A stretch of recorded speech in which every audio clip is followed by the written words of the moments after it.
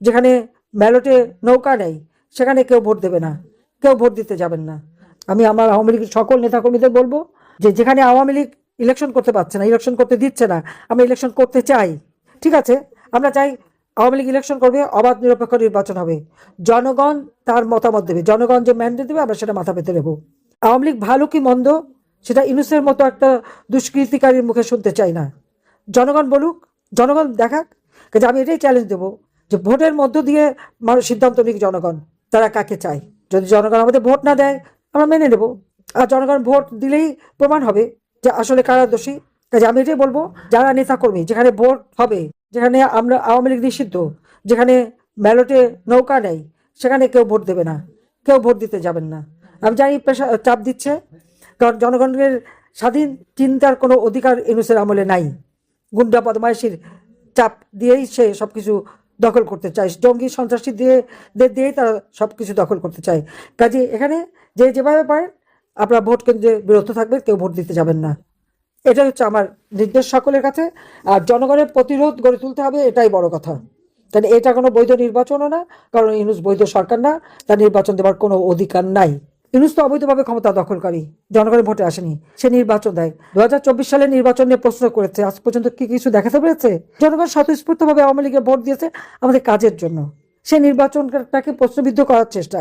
এই নির্বাচনে আমরা যে জয়লাভ করেছিলাম, সরকার গঠন করেছি, 2029 সাল পর্যন্ত কিন্তু আমাদের মেয়াদ।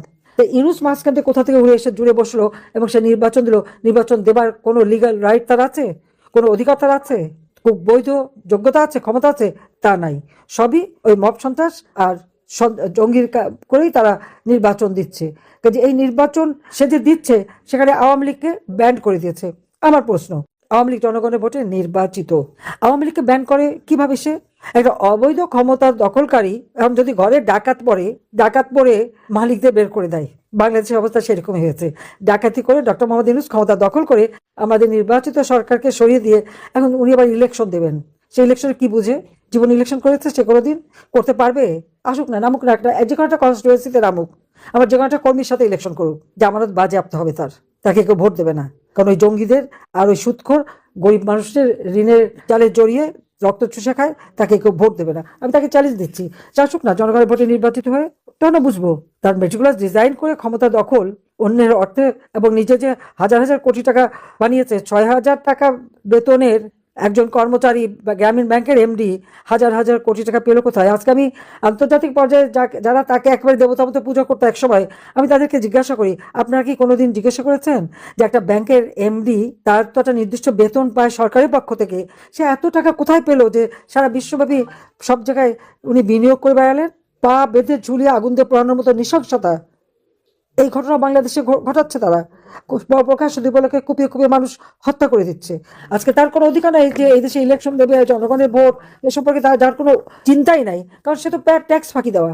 আমরা তো আমাদের অল্প টাকা, কিন্তু আমরা কখনো ট্যাক্স ফাঁকি দেয়নি। কারণ আমি জানি যে আমার দেওয়া ট্যাক্স বাংলাদেশের জনগণের উন্নয়নে কাজে লাগে। ডক্টর মোহাম্মদ ইউনূস কি কোনোদিন ট্যাক্স দিয়ে যাচ্ছে? জিজ্ঞেস করেন। ট্যাক্স ফাঁকি দেওয়া এটা সে খুব ভালো জানে। আমি তো জানতাম না যে আমি আমাকে দেশ ছেড়ে যাচ্ছি বা দেশ থেকে কখনো যেতে হবে, কিন্তু আমাকে তো সেই বনবাসে রেখে গেছে। তারপর আমি আমার জনতার সাথে আছি, দেশের মানুষের সাথে আছি, কিন্তু ইউনূস কারো ট্যাক্স দেবে না। এর হাত থেকে আমাদের দেশকে রক্ষা করতে হবে, এটাই আমার কথা। এখন বলে আইনে আছে কোনো মানুষকে হত্যা করলে বা কোনো স্থাপনা ধ্বংস করলে তার বিচার হবে।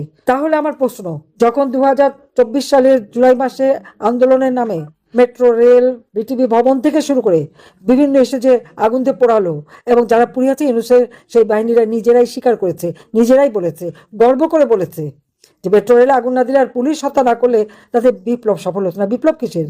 মেটিকুলাস ডিজাইনের মাধ্যমে ষড়যন্ত্র যেটা করে সেটাকে বিপ্লব বলে না। কাজে অপরাধীদের নিয়েই তার যাত্রা, অপরাধী নিয়েই চলা, জঙ্গি সন্ত্রাসীদের নিয়েই তার চলা, এটা হলো বড় কথা। কাজে এই অবস্থা থেকে দেশকে মুক্ত করতে হবে এবং সকলকে ঐক্যবদ্ধ থাকতে হবে। ইনশাল্লাহ এই অন্ধকার কেটে যাবে, আবার নতুন সূর্য উদিত হবে।